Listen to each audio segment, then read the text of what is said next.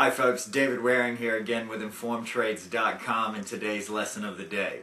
In our last lesson we learned about Bollinger Bands and how traders use these in their trading. In today's lesson we're going to learn about the Average Directional Index, or ADX for short, an indicator which helps traders determine whether the market is trending or not, how strong that trend is, and whether the market may be switching from a trend to a range or vice versa. So let's get started. Okay, so here's what the ADX indicator looks like when it's plotted on a chart, and as you can see it's made up of three lines. I'm not going to go into the exact formulas for each line. If you're interested in that, I've posted a link if you're watching this video on YouTube or one of the other video sites in the description section or just below the video if you're watching it on InformedTrades.com with a much more in-depth explanation of all the formulas behind the indicator. But what I feel it's important to know is that the ADX line is composed of the two other indicators which are known as the Positive Directional Index, or plus DI line for short, and the Negative Directional Index, which is the negative DI line for short. So here's the ADX line in black, the minus DI line in red, and the plus DI line in green. The plus DI line is representative of how strong or weak the uptrend in the market is, or another way of saying that would be how strong or weak the buyers in the market are. The minus DI line is representative of how strong or weak the downtrend in the market is, or another way of saying that obviously is how strong or weak the sellers in the market are.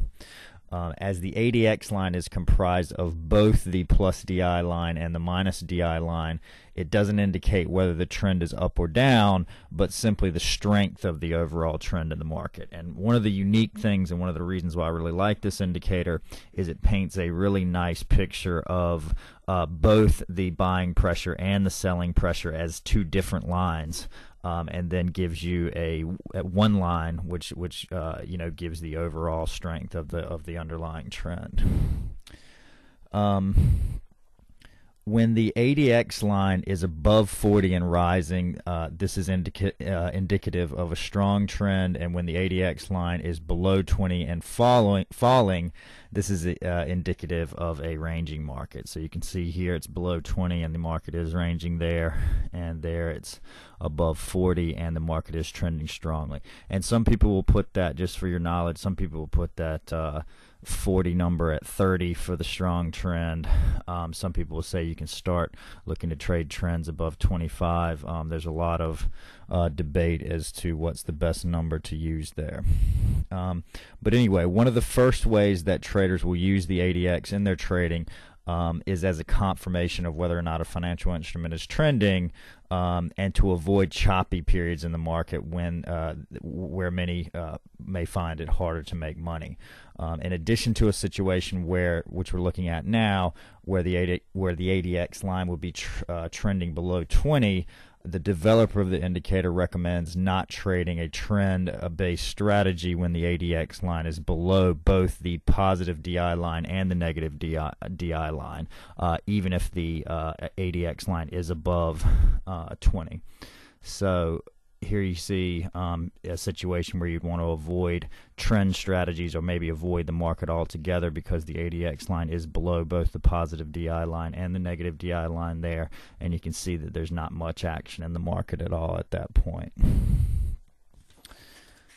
Another way traders use this indicator is to identify the potential start of a new trend in the market.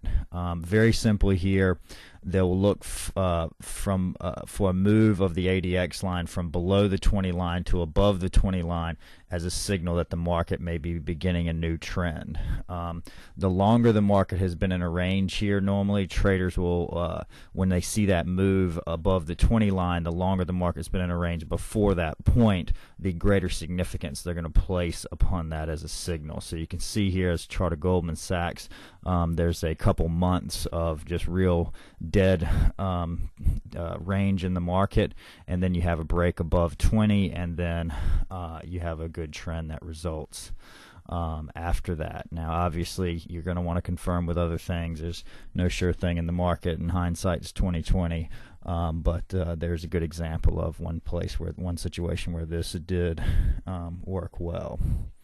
Another way that traders use the ADX is as a signal of trend reversals. When the ADX is trading above both the plus DI line and the minus DI line and then turns lower, this is often a signal that the current trend in the market is reversing, and traders will position themselves accordingly. Okay, so you've got the trend here, you've got the ADX above 40. You see it turn down here, and the market does reverse as a result of that. If you look back a little bit from that, you'll see another break above 40 where the market did not turn, another break above 40, and then the ADX turned down, and the market did not break below that. But again, there, if you notice on the one we just looked at, you did have a break of the trend line there, so you had some additional confirmation that may have helped you not get faked out on that first one if you'd been following that strong trend line that we've looked at in the last couple of lessons there. The final example that we're going to look at is what's known as the DI line crossover. If you remember from earlier in the lesson, the plus DI line is representative of the strength of the buyers in the market. The minus DI line, which is red here, is representative of the strength of the sellers in the market. And very simply in this strategy, when the plus DI line crosses above the negative DI line, this is an indication that buyers are taking control in the market, and some traders will look to go long when that happens. And when the plus DI line crosses below the minus DI line, this is an indication that sellers are taking control in the market, and some traders will look to go short as a result of that. This is definitely one, like the other crossover strategies that we've looked at, that you're definitely going to want to have some other confirmations on. But here was a situation where it would have worked out well to buy there on the crossover and sell there, and there's a nice run up in between those 2 points. There's a lot of different ways to trade the ADX, and there's a lot of other good information out there. So I'm going to try and put a page together and put a link in the description section if you're watching this on YouTube or one of the other video sites, or just below the video if you're watching it on InformedTrades.com, with some links to some other resources. The goal of InformedTrades.com is to build a community of traders in a place where we can all get together to learn the markets without all the hype that's associated with most trading education. Every page on InformedTrades.com has a comment section, so I encourage you not only to visit the site, but to communicate with other members of the community by asking questions, pointing out things you think others might find interesting, and sharing your experience so we can all learn together. That's our lesson for today. In tomorrow's lesson, we're going to learn about the parabolic SAR, which is an indicator that traders use to set stops when following trends in the market. So we hope to see you in that lesson. As always, if you have any questions or comments, please feel free to leave them in the comment section below, or visit us at InformedTrades.com. And have a great day.